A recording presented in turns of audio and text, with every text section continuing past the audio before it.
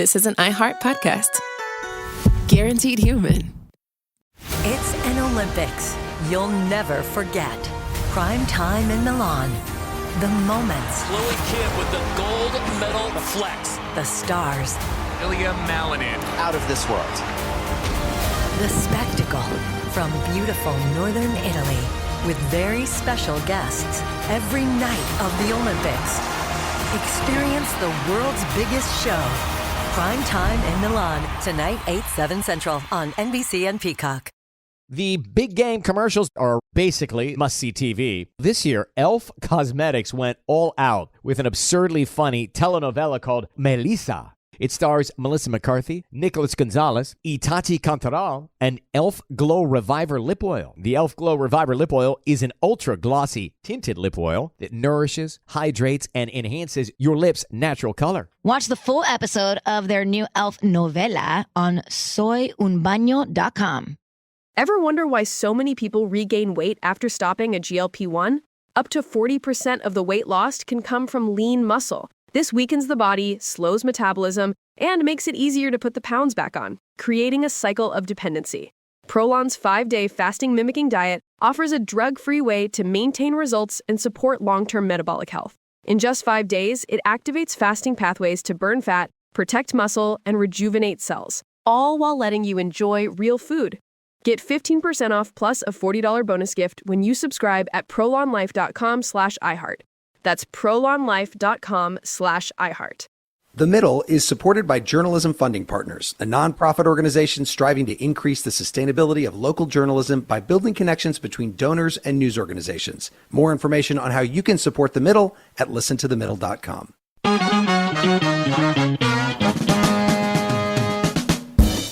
Welcome to The Middle. I'm Jeremy Hobson, along with our house DJ Tolliver. And Tolliver, I have to say, wow, this week we have not had an assassination attempt on a candidate. We haven't had a candidate drop out of the race. We actually got to do the show that we were planning to do this week. It's wild. That never happens. Miracles do happen, man. Look at that. I guess so. Well, we're talking about healthcare this hour, and more specifically, how expensive it is in this country and what can be done about it. It's something almost everyone has experienced at one point or another. Yeah, no, literally, I was just at urgent care on Tuesday for a stomach thing. It was $400 just to walk in the door. Wow. Jeez. Buy me a drink first. Come on.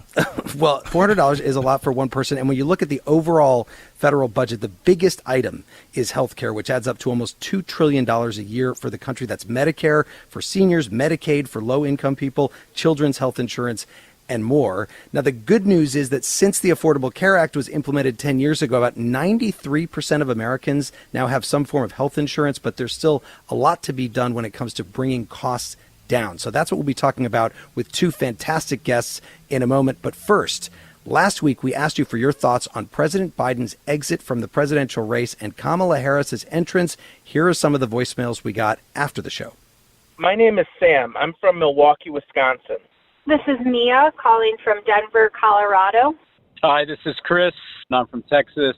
Hi, this is Samantha Calvin calling from St. Louis, Missouri. Kamala Harris has the experience to be the next president of the United States. She has my vote. In 2016, I voted for Trump. In 2020, I voted for Biden. Before Kamala Harris decided to run, I was planning to vote against Trump.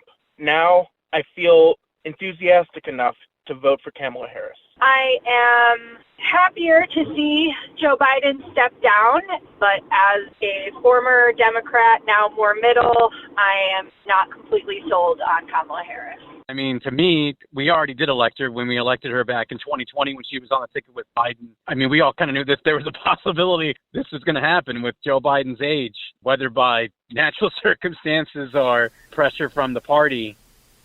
Well, thanks to everyone who called in. So now to our topic this hour, healthcare. Why is our healthcare so expensive, and what do you want the next president to do about it? Tolliver, what is the number for people to call in? It's 8444-MIDDLE. That's 844-464-3353, or you can write to us at listentothemiddle.com. So let's meet our panel. You'll recognize businessman and entrepreneur Mark Cuban as the part owner of the Dallas Mavericks, as well as a judge on ABC's Shark Tank, but he's also the founder of Cost Plus Drugs, a low-cost online pharmacy. Mark Cuban, so great to have you on The Middle. Thanks for having me, Jeremy. And former governor of Kansas, Kathleen Sebelius, joins us as well. She served as Secretary of Health and Human Services in the Obama administration and helped roll out the Affordable Care Act, also known as Obamacare. Secretary Sebelius, great to have you on the show as well. Thanks. Good to be with you.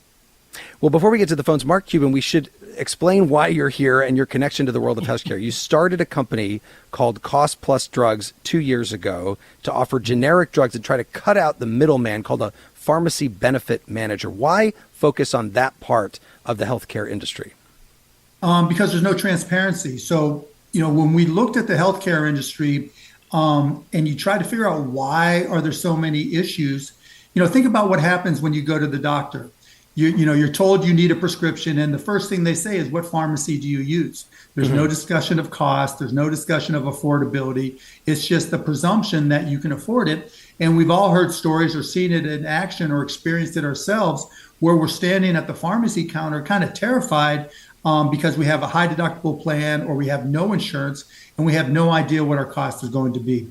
So we created costplusdrugs.com with a very simple premise. If you go to the website, costplusdrugs.com, and put in the name of the medication, and we carry about 2,200 different SKUs, different medications, including some brands now. If you put in the name of it, we'll show you our cost. And then we'll also show you our markup, which is 15%. We'll show you how much it costs to ship since we're mail order. And we'll show you what we pay the pharmacy as a fee for them to review everything. That's the first time anybody has ever been completely transparent about the cost of any sale of any medication to a patient.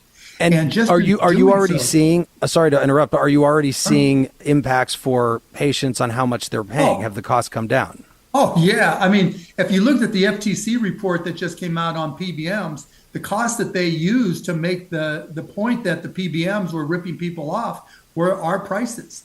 And so I can tell you, I had a friend who needed a drug called droxidopa, and he emailed me in a terror because he was switching insurances, and they were going to charge him $30,000 every 3 months. I was like, Landon, let me check and see what our price is. $60 a month. So $180 for those 3 months. And imatinib for chemotherapy, where if you walk into a CVS right now and don't have insurance or a high deductible, they may charge you $2,000 or more dollars. And depending on the strength, you might get it for anywhere from $20 to $60 per month from us. So the savings have been extraordinary, and that's led to us having, filled millions of prescriptions. So let's talk about the bigger issue, though, of the healthcare system in the U.S. right now. Kathleen Sebelius, as we said, you rolled out Obamacare about 10 years ago. It launched. It's brought the percentage of uninsured Americans down from about 16% back then to about 7% now. But how do you view the healthcare system overall right now in the U.S.? Well, Jeremy, I'll answer that question, but I'd also like to answer what Mark is talking about, because he's talking about a piece of the system, and it's probably the least available, least transparent, most annoying part of the system and most costly at this point, because drug companies, frankly, can charge anything they want. Anything they want.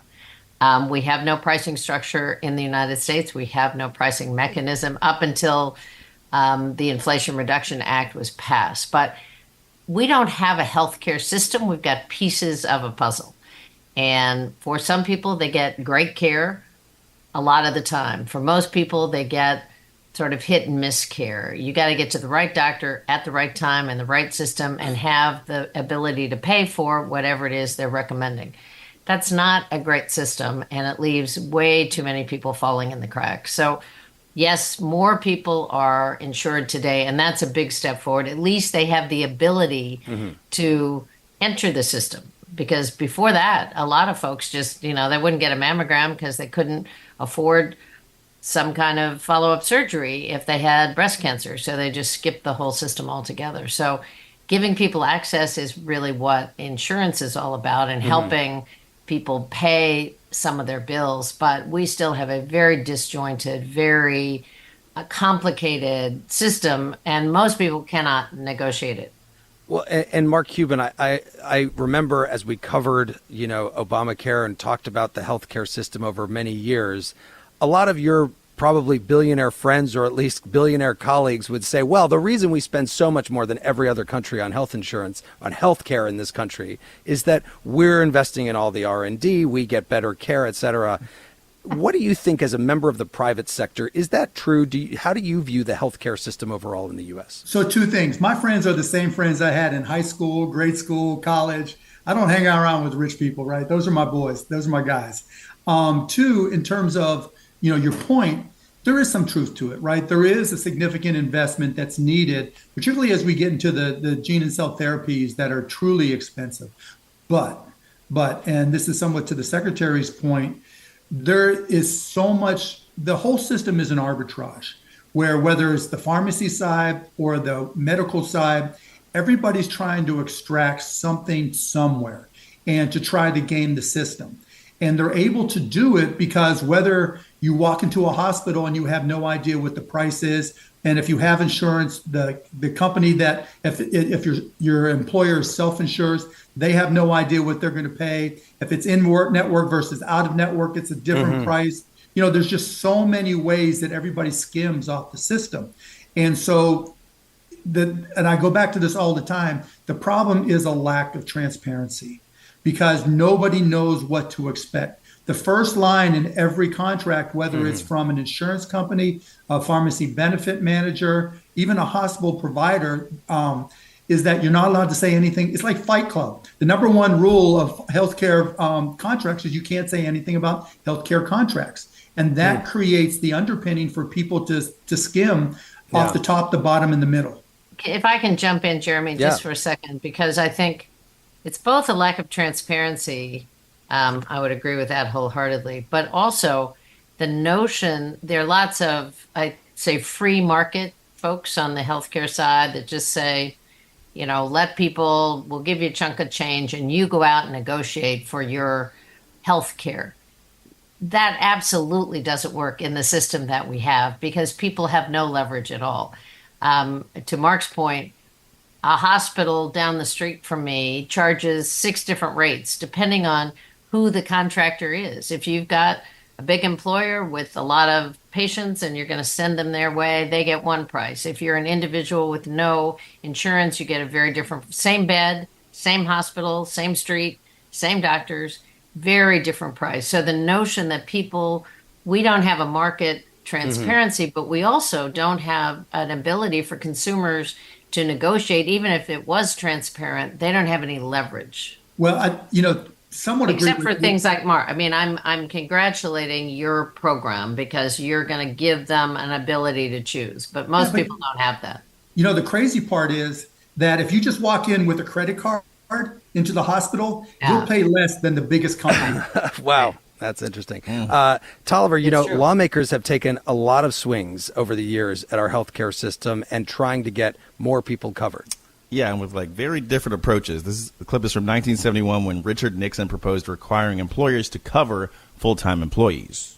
I am proposing today a new national health strategy. It helps more people pay for care, but it also expands the supply of health services and makes them more efficient.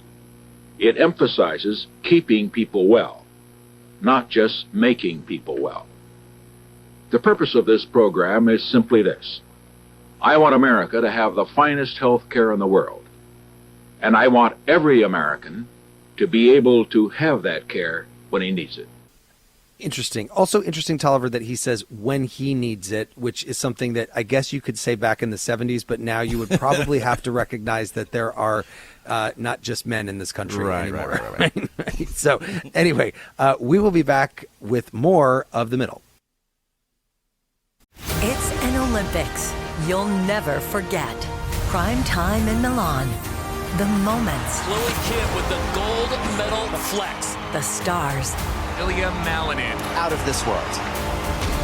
The spectacle from beautiful northern Italy with very special guests every night of the Olympics. Experience the world's biggest show. Prime time in Milan. Tonight, 8/7 Central on NBC and Peacock. Welcome to the A Building. I'm Hans Charles. I'm Menelik Lumumba. It's 1969. Malcolm X and Martin Luther King Jr. have both been assassinated. and Black America was at a breaking point. Rioting and protests broke out on an unprecedented scale. In Atlanta, Georgia, at Martin's alma mater, Morehouse College, the students had their own protest. It featured two prominent figures in Black history, Martin Luther King Sr. and a young student, Samuel L. Jackson. To be in what we really thought was a revolution. I mean, people were dying. 1968, the murder of Dr. King, which traumatized everyone. The FBI had a role in the murder of a Black Panther leader in Chicago. This story is about protest. It echoes in today's world far more than it should, and it will blow your mind. Listen to The A Building on the iHeartRadio app, Apple Podcasts, or wherever you get your podcasts. This is Ryder Strong, and I have a new podcast called The Red Weather. It was many and many a year ago in a kingdom by the sea. In 1995, my neighbor, Anna Trainer, disappeared from a commune. It was hard to wrap your head around. It was nature and trees and praying and drugs. So no, I am not your guru. And back then, I lied to my parents, I lied to police, I lied to everybody. There were years, Ryder, where I could not say your name. I've decided to go back to my hometown in Northern California, interview my friends, family, talk to police, journalists, whomever I can, to try to find out what actually happened. Isn't it a little bit weird that they obsess over hippies in the woods and not the obvious boyfriend? They have had this case for 30 years. I'll teach you sons of to come around here and my wife. Boom, boom. This is The Red Weather. Listen to The Red Weather on the iHeartRadio app, Apple Podcasts, or wherever you get your podcasts.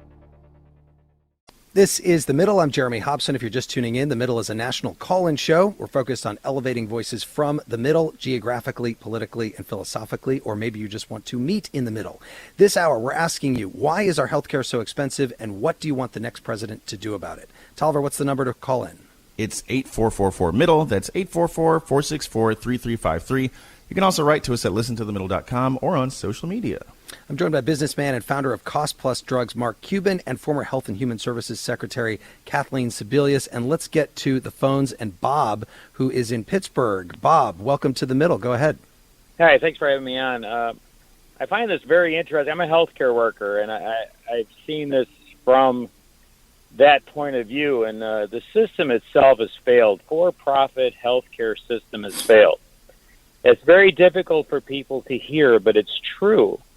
What we're experiencing is hyper-normalization. It's where those who make a lot of money off of it, they need it to keep going, and then basically we're in a political situation where nobody can see a solution because the solution is running healthcare as a public service like the fire department, not like a business. But the people in charge of it are trained to run it like a business. We have the most expensive healthcare system, but not the best results. So what do you suggest, Bob? Are you saying there should be like a universal healthcare single payer situation? Yes, universal healthcare. The Australians have a very good system. It might work better for it's very similar to what Americans might like. You get a basic plan, you get it covered, but then you can pay for private insurance if you want to jump the lines for various procedures. But this system simply isn't working. Yeah. Let me take that to our guests. And Mark Cuban, they can't see you, but I can. And you were shaking your head. So your thoughts on that idea? Because if the government doesn't know what it's going to pay, then the people who control healthcare can charge whatever they want. And again, you've got to be able to demonstrate that the pricing is real. And right now, because of rebates, because of in-network, out-of-network, all these different issues, nobody knows the real price of healthcare. Kathleen Sebelius, what do you think about that? I remember during the Obamacare debates that went on, a lot of people were talking about a public option, and it never happened. Well, I'm sorry it didn't happen. I still remember the day that Joe Lieberman went on Meet the Press and announced to Tim Russert he was not going to vote for a public option, which came as a real surprise to all of us. And he was the 60th vote, so it went out the window. The public option was just really saying the government will compete with private plans. It's what goes on right now in Medicare with Medicare Advantage. And Medicare fee for service, and they're running side by side with the same benefits, and private plans can compete with the government, vice versa. That's what a public option would do. And it's really tragic that we don't have that, because it helps to competition helps to lower prices. What a novel idea. People can choose. What a novel idea. A lot of those need to be injected into healthcare. But Mark has talked about this portion of the system. I was a insurance commissioner before I was governor. The pharmacy benefit managers, the PBMs, are this unknown middleman in the drug system. They sell their services to employers and to other entities saying, we will get you a discount on various drugs. And they say to the drug companies, we will help distribute your drugs. They will not tell anyone. They are not regulated by the federal or the state governments. They will not tell anyone how much money they're taking off the top and how much money they're making. And finally, after years and years and years of trying, the Federal Trade Commission and Congress is going after these guys, saying, we think you're just adding costs. You may make a discount, but it's a discount off a totally inflated rate. But Mark's group has the possibility of really, smoking them out real time, if you will, by putting a drug price out and saying, this is what it should cost. Well, just the so people smartest thing understand, that we did, Jeremy, was release our entire price list. And so by putting out a single price list in a spreadsheet form of 2,200 drugs, the FTC, employers, pass-through PBMs that compete with the big PBMs are now able to go and look and compare their prices and realizing they're getting ripped off.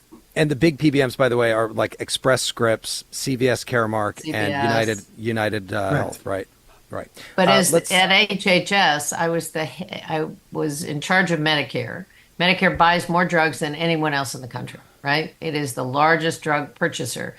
I sat with the heads of all the large pharmacy benefit managers in the room. They would not give us information about what you're charging, what your discount is, who gets it, at what price.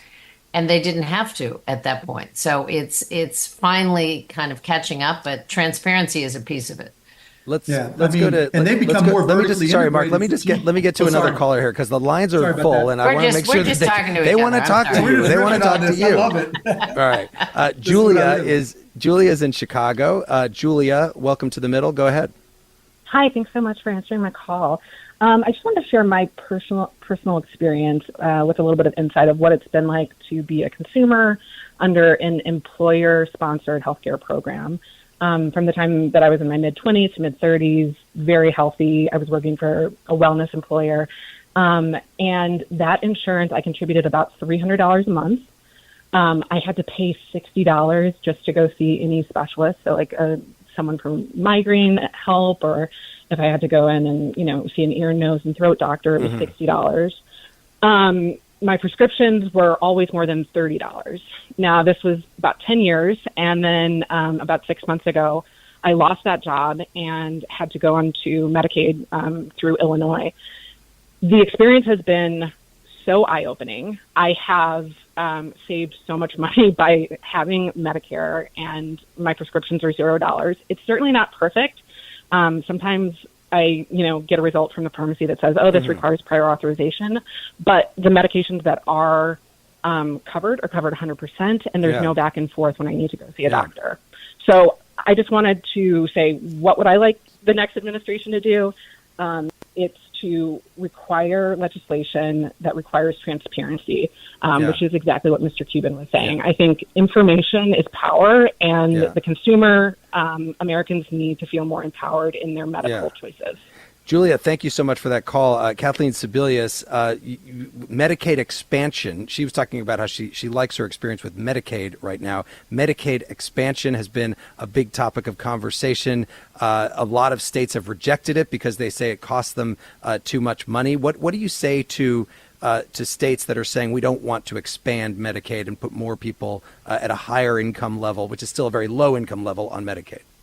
Actually, Medicaid expansion has gone extremely well. I still live in a state, and I'm embarrassed to say this, that hasn't expanded, but we're one of only 10. the other 40 states have all taken up Medicaid expansion under Republican governors and Democratic governors. It's the best cost sharing that any state has ever had with the federal government. 90% of the costs at the lowest level are paid by the federal government, 100% when they first enroll. And Medicaid is a very efficient program in terms of delivering primary healthcare services. The Medicaid population is largely moms and kids. Mm-hmm. It has nursing homes, it has disabled folks, but the bulk of the population is moms and kids. Medicaid pays for 50% of the births in the country. It pays for a variety of services. Wow. It's a state-based plan, and I'd say it's gone extremely well. Our state has rejected it in spite of our governor's endorsement because of politics. It's not about policy. It's not about delivering care. It's about politics, and that's really, I think, almost criminal to keep people from health care because of the politics of the legislature. Mm-hmm. Mark Cuban, you're actually in a state as well, Texas, that is your home state where you live. It has the highest rate of uninsured Americans, about 18% compared to about 7% nationally, probably somewhat because they haven't expanded Medicaid. They're one of those states that has not expanded. Do you think that people in Texas are paying more for their health care because of that?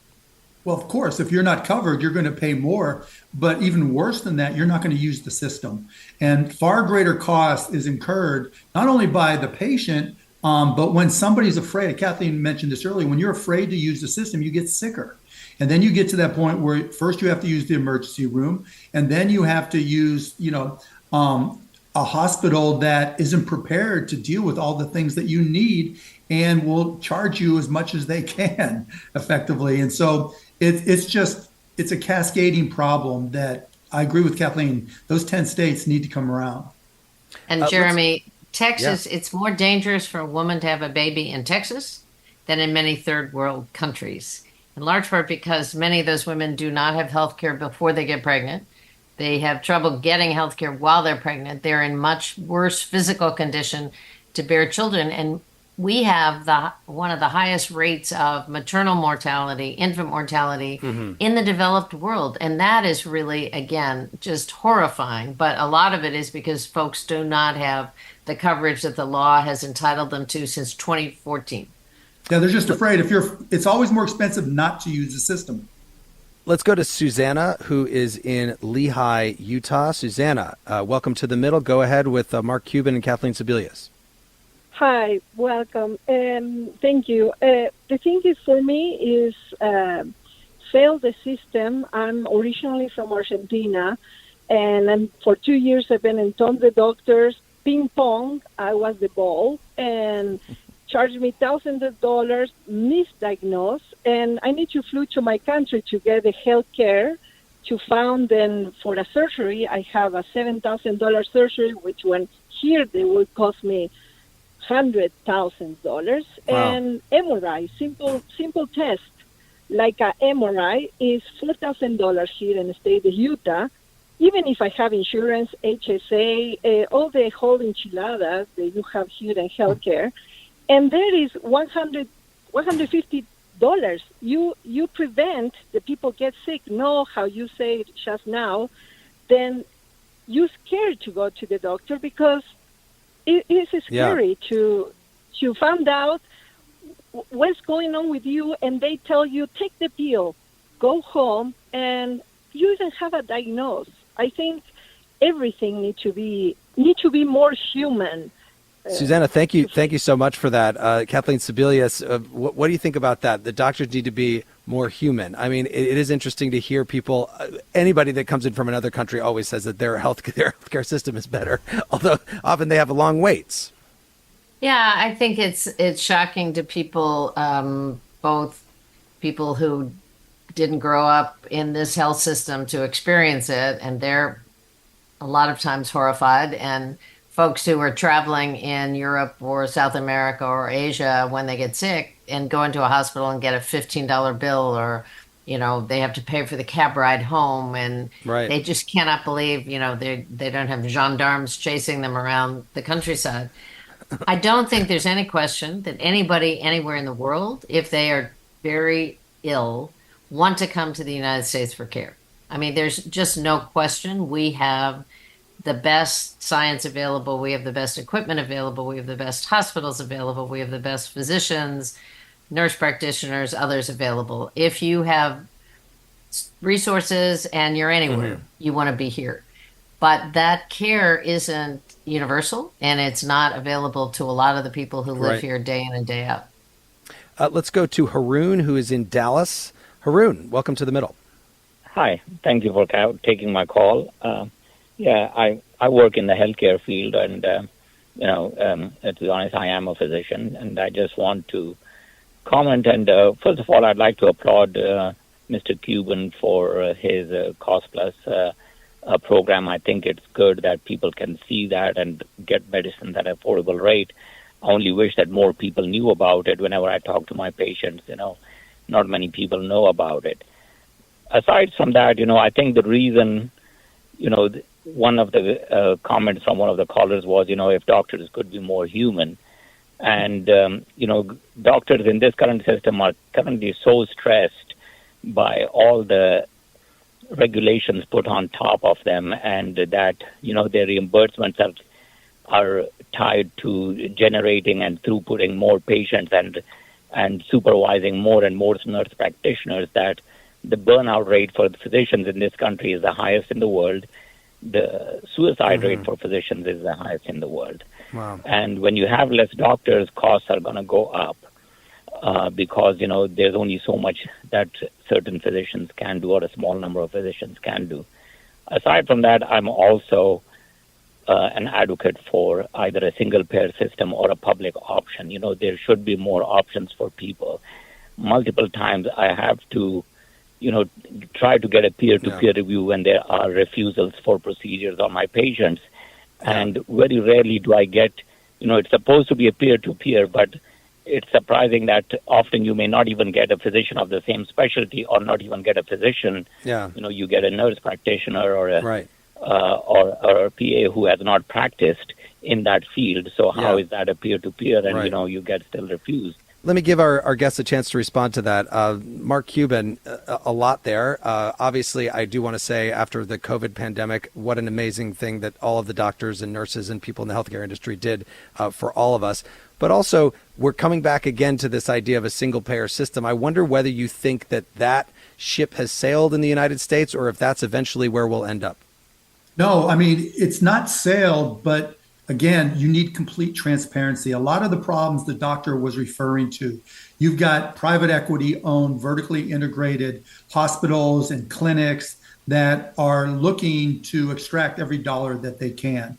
And then you have the big insurance companies, the BUCAs, who are trying to do the same thing at the same time. And so they put together programs that make it nearly impossible for doctors to do their jobs, right? Because the provider wants to run through as many patients as they can at as high a code of price as they can get. The insurance companies don't even mind the higher prices, but they want to charge the employers as much as they can charge. And as a result, doctors don't get the opportunity to just do their job. We're working on a program called Cost Plus Wellness, where we're going to be direct contracting with providers and tell them it's all cash pay from the employer. There are no pre-auth. There are no other requirements of doctors for additional documentation. We're going to trust the doctors. And as a result, we're getting pricing from major providers at less than Medicare pricing. And so that's going to change everything. Well, stand by. There are more calls coming in. But, Tolliver, one of the drugs that has been a centerpiece of the conversation about high drug costs has been insulin, which for some Americans is now capped at $35 a month. Yeah, and here's Illinois Senator Dick Durbin, who was my senator for a long time. Here he is in 2019 grilling pharmaceutical executive James Stansel on the soaring price of the diabetes treatment. Do you have any idea what's happened to the cost of insulin? Well, let's take a look at Humalog, which is made by Eli Lilly, based out of Indianapolis. Humalog in the 1990s was selling for about $39 a dose. It is now selling for $329 a dose. And I can tell you, having met with some people in Illinois whose kids are facing diabetes, it is a burden which many of them just can't handle anymore. Again, that was in 2019. The cost of insulin has been capped for many Americans at $35 a month. And Tolliver, do you know what else people can do for $35 a month? Or even... No, seriously, though, we are looking for your help here at The Middle. And you can go to listentothemiddle.com and make a tax-deductible contribution. It can be $35 a month, or it could just be $35. It really does make a difference. That's $1 a day for the month. Almost a little bit more. Anyway, make a contribution. We really appreciate it. And we'll be right back with more of your calls on The Middle. It's an Olympics you'll never forget. Prime time in Milan. The moments. Chloe Kim with the gold medal flex. The stars. Ilya Malinin. Out of this world. The spectacle from beautiful northern Italy with very special guests every night of the Olympics. Experience the world's biggest show. Prime time in Milan. Tonight, 8/7 Central on NBC and Peacock. Welcome to the A Building. I'm Hans Charles. I'm Menelik Lumumba. It's 1969. Malcolm X and Martin Luther King Jr. had both been assassinated, and Black America was at a breaking point. Rioting and protests broke out on an unprecedented scale. In Atlanta, Georgia, at Martin's alma mater, Morehouse College, the students had their own protest. It featured two prominent figures in Black history, Martin Luther King Sr. and a young student, Samuel L. Jackson.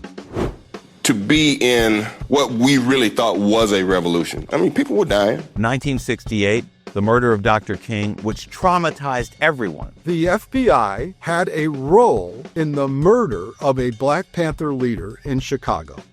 This story is about protest. It echoes in today's world far more than it should, and it will blow your mind. Listen to the A Building on the iHeartRadio app, Apple Podcasts, or wherever you get your podcasts. This is Ryder Strong, and I have a new podcast called The Red Weather. It was many and many a year ago in a kingdom by the sea. In 1995, my neighbor, Anna Trainer, disappeared from a commune. It was hard to wrap your head around. It was nature and trees and praying and drugs. So no, I am not your guru. And back then, I lied to my parents, I lied to police, I lied to everybody. There were years, Ryder, where I could not say your name. I've decided to go back to my hometown in Northern California, interview my friends, family, talk to police, journalists, whomever I can, to try to find out what actually happened. Isn't it a little bit weird that they obsess over hippies in the woods and not the obvious boyfriend? They have had this case for 30 years. I'll teach you sons of to come around here and my wife. Boom, boom. This is The Red Weather. Listen to The Red Weather on the iHeartRadio app, Apple Podcasts, or wherever you get your podcasts. This is The Middle. I'm Jeremy Hobson. This hour, we're asking you, why is our healthcare so expensive, and what do you want the next president to do about it? You can call us at 844-4MIDDLE. I am joined by former Health and Human Services Secretary Kathleen Sebelius and businessman and founder of Cost Plus Drugs, Mark Cuban.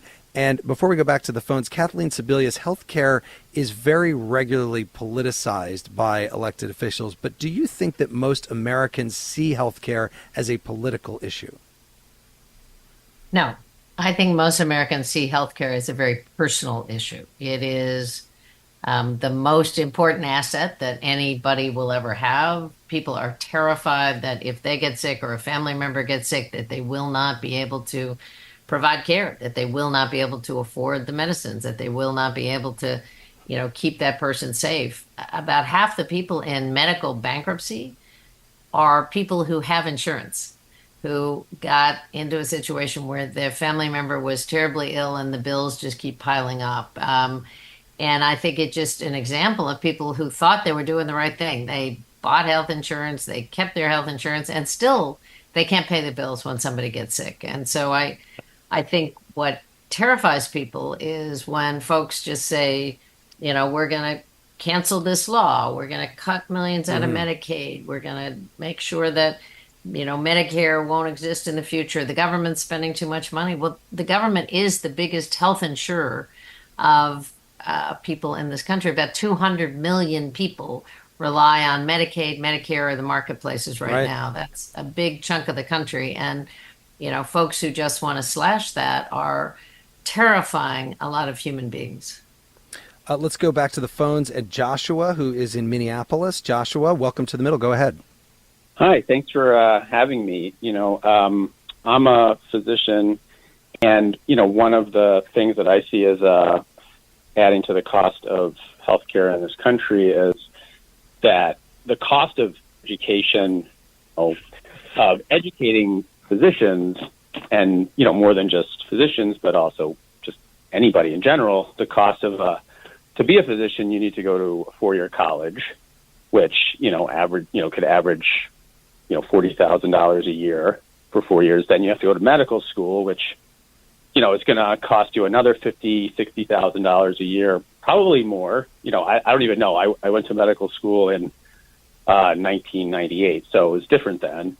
Yeah, but, right. It sort of forces the hand of, physicians trying to take a career towards, higher paying specialties. So you have sort of this economic incentive that physicians have to make. Well, I got to pay off my loans, so I got to go into a specialty that's going to make me money. So you're talking about dermatology, you're talking about orthopedics, you're talking about, urology, cardiology, and in order to keep costs down, you need more primary care providers who, can handle more common conditions at a lower price, and then you start talking about things that had occurred in the past with HMOs and gatekeepers, and, certainly that, people feel that that's going to take their choice away, and then they start screaming, death panels and all this, and, I think overall we need to broaden, access by having more primary care providers. And to do that, one option is to just lower the cost of educating people in general, but physicians in particular. Yeah. Great point, Joshua. Mark Cuban, just the sheer cost of becoming a doctor and making the money that you need to pay off now those enormous student loans probably is one of the problems. What do you think about that? I think being a med school should be free at public universities. There are about 9,000 slots, and it costs, with room and board and everything all in, about $100,000 a year. So my math might not be right, but that's about $9 billion. And for $9 billion, you can ask those 9,000 doctors to work in primary care in exchange for the free school. And now all of a sudden you have more doctors competing for those slots. So you hopefully have better doctors, and then hopefully you can work and create more residencies, which expand the pool of doctors as well. And I think for $9 billion, given where we are in the total cost of healthcare, that's a drop in the bucket.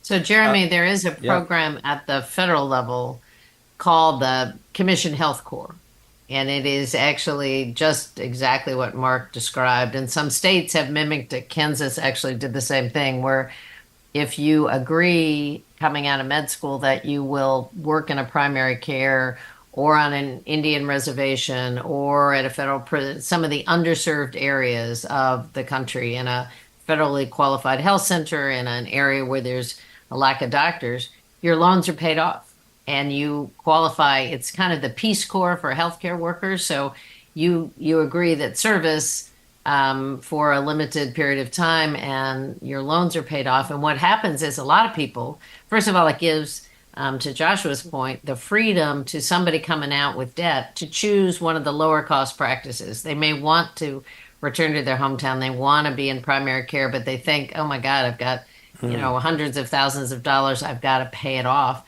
If that debt is paid, you can make a choice. And a lot of people stay in those initially appointed areas because they find it very fulfilling. They find it very meaningful. We're going to have to ramp up those programs in a dramatic fashion to, trade off. If you're willing to work in primary care, if you're willing to work in gerontology, if you're willing to become a nurse practitioner and run a clinic, your school is forgiven, and maybe upfront some of that money so people can go to school if they feel like they don't have the cash to begin with.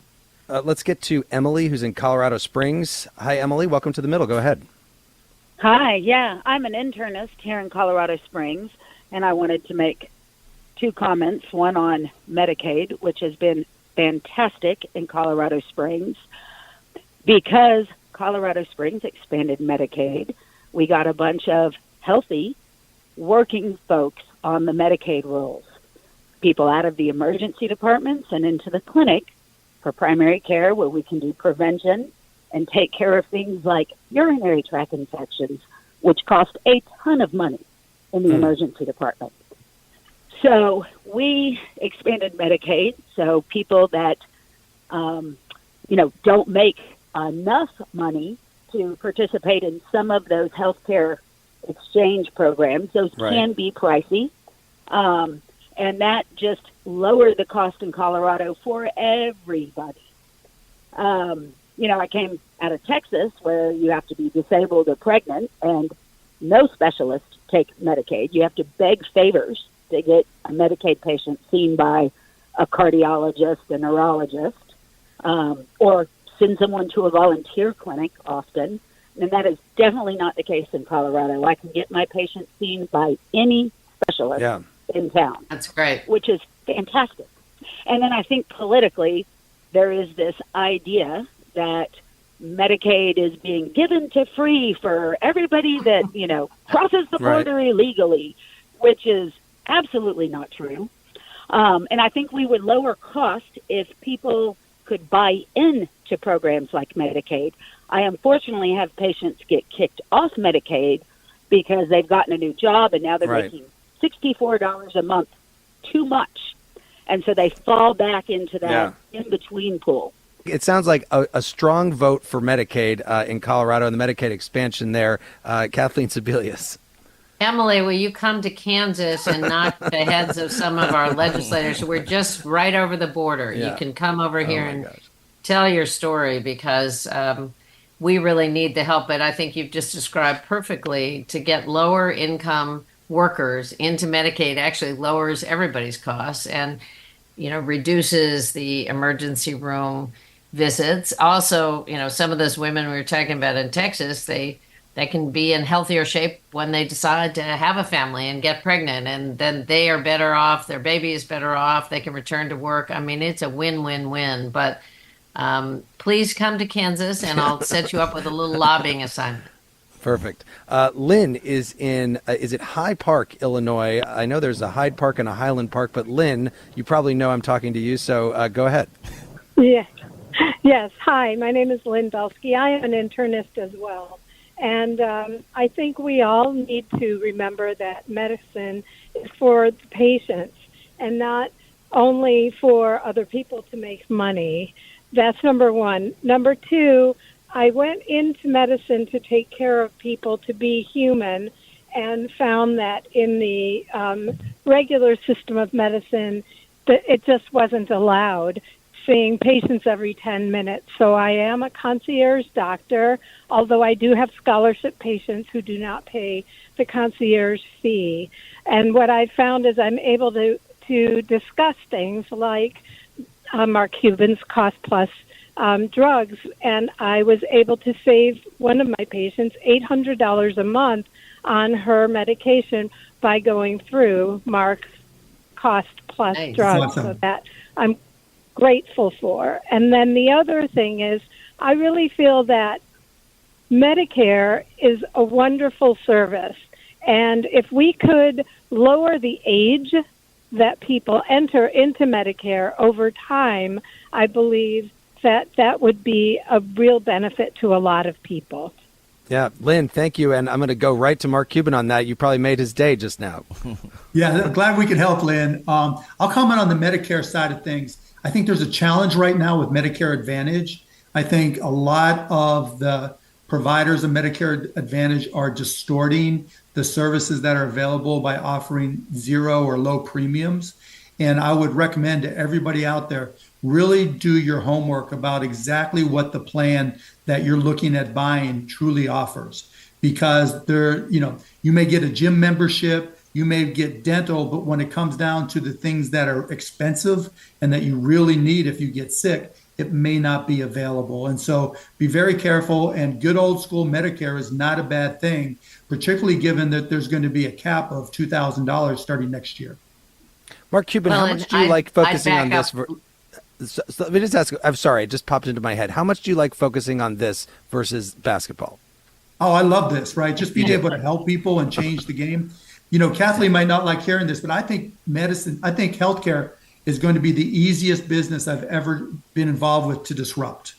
Because by just being transparent, that cost plus wellness I described, direct contracting, we're going to publish all of our contracts.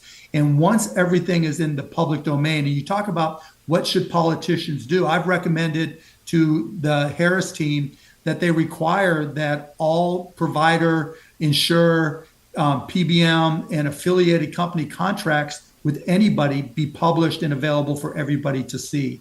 Because when that happens, we truly start to have the steps towards an efficient market. Sorry, Kathleen Sebelius, I cut you off there. What were you going to say? No. First of all, I don't disagree with Mark on much of what he's saying. I'd love to see healthcare severely disrupted because I think it really needs it, and it shouldn't be money driven. It should be patient centric, and we're drifting far from that. All I was going to say in Medicare Advantage, I think it's critical that people look at two things and not the silver sneakers and health and wellness programs and whether you get a second pair of eyeglasses.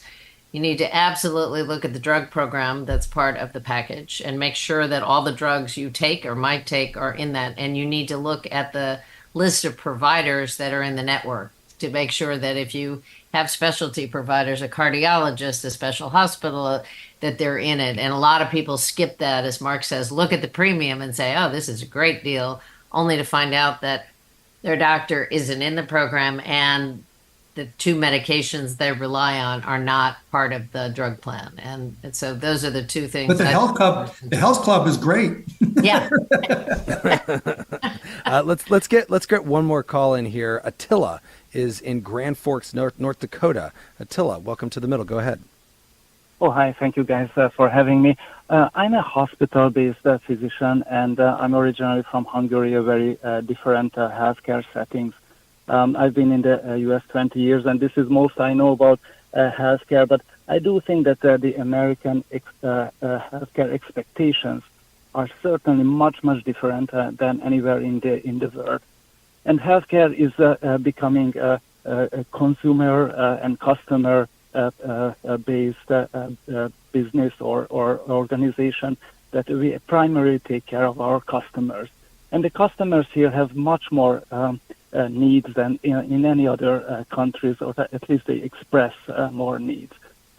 What I mean by this is in America, I think one of your panelists had the abdominal pain, went to the emergency room. Mm-hmm. In America, if in the emergency room somebody comes in with abdominal pain, and there is 5% chance that the patient has appendicitis. 95% chance that I know what is wrong with the patient. It's a gastroenteritis, nothing to worry. In America, if there is 5% chance, they will get a CAT scan. In Canada, if there is 10% chance, we'll get a CAT scan. In Europe, if there is 30% chance, we'll get a CAT scan. Wow. Attila, thank you so much for that call. Unfortunately, we are running out of time there. But Kathleen Sebelius, just briefly, your thoughts on the expectations there. Well, I think that there are a lot of high expectations. It also is true that, unfortunately, unlike other countries, the government doesn't own the hospitals. The hospitals are freestanding and often now are venture capital based or whatever based. Running those machines 24/7, doing more MRIs, getting more butts in beds is the way they make money. So we have a lot more diagnostics done in the U.S. We have a lot more tests done. We have a lot more tests charged, and I'm not sure it produces better health outcomes, but it does pay a lot of the capital expenses of the folks who bought those very expensive machines. Okay, before we wrap up, Mark Cuban, since it's not every day we have Mark Cuban on the show, I want to ask you something. You have endorsed Kamala Harris for president in her campaign. You live in the state of Texas, which is a state that hasn't voted for a Democrat statewide in 30 years. First, do you think that she should make a play at Texas, which has been getting closer in recent elections? And second, why do you think Republicans continue to do so well in Texas? I can't really give you good answers there. I don't really think about the political strategies behind it. I support her because I like her approach. I like her ethics. I like the fact that we can trust her. I think that's what's been missing in politics for too long, right? Where we're not quite sure that we can trust the person in charge. And I feel like I can trust Kamala. And so I couldn't give you any of the details on the politics. I tried to avoid that side of it completely.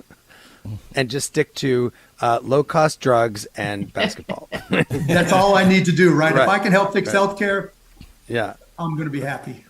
Well, I want to thank my guests, businessman and entrepreneur Mark Cuban, founder of Cost Plus Drugs, and former governor of Kansas and former Health and Human Service Secretary Kathleen Sebelius. Thanks so much to both of you. Thank you so Nice much. to be with you. And Tolliver, next week we will be talking about the role of Christianity in politics in front of a live audience in partnership with WBHM in Birmingham, Alabama. That's right. And know that anything I say in Birmingham is under the influence of a full rack of ribs. Okay? I'm showing up loaded.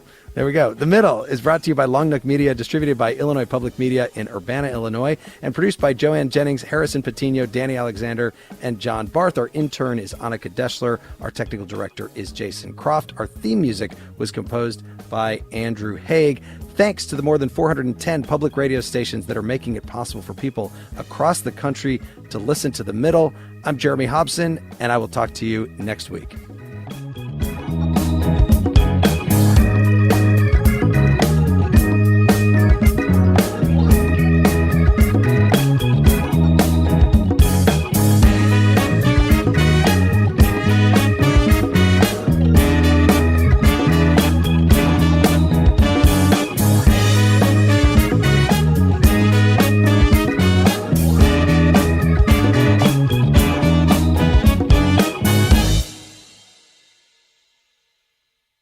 Over the last couple years, didn't we learn that the folding chair was invented by Black people because of what happened in Alabama? The Montgomery Brawl. This Black History Month, the podcast Selective Ignorance with Mandy B unpacks Black history and culture with comedy, clarity, and conversations that shake the status quo. The Crown Act in New York was signed in July of 2019, and that is a bill that was passed to prohibit discrimination based on hairstyles associated with race. To hear this and more, listen to Selective Ignorance with Mandy B from the Black Effect Podcast Network on the iHeartRadio app, Apple Podcasts, or wherever you get your podcasts. 1969. Malcolm and Martin are gone. America is in crisis. And at Morehouse College, the students make their move. These students, including a young Samuel L. Jackson, locked up the members of the Board of Trustees, including Martin Luther King Sr. It's the true story of protest and rebellion in Black American history that you'll never forget. I'm Hans Charles. I'm Menelik Lumumba. Listen to The A Building on the iHeartRadio app, Apple Podcasts, or wherever you get your podcasts. 14 years in prison for killing a young woman. A 15-year sentence for a crash that caused 3 deaths. 12 and a half years for killing a child and critically injuring her mother. All true stories. All caused by marijuana-impaired drivers. No matter what you tell yourself, if you feel different, you drive different. So, if you're high, just don't drive. Brought to you by NHTSA and the Ad Council. This is an iHeart podcast. Guaranteed Human.